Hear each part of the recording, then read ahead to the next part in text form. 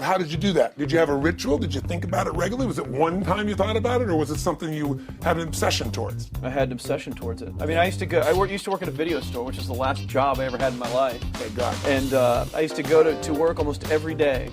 And I used to bring 2 magazines with me to read on my breaks.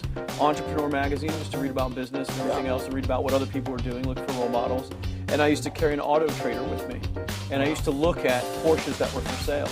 And people always used to ask me, what are you doing with that Auto Trader magazine? I'm like, well, I'm just picking out the Porsche that I'm going to buy.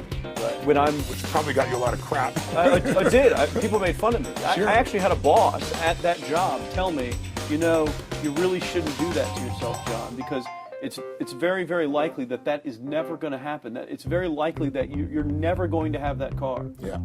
That's the kind of belief he was trying to put in my head. And I was like, no, you don't realize that it's inevitable that I will drive here sometime in the near future with that car when I'm not working for you and drop movies off for you to put back on the shelf.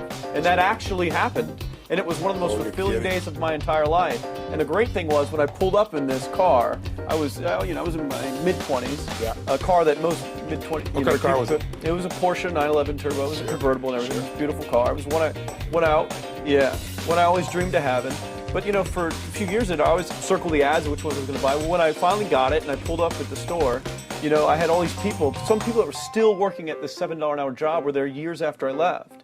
And I'll never forget this, even the boss and stuff, and the reaction of the people was like, wow, that is awesome. Yeah. Is that your dad's car? And all I said to them was, not exactly.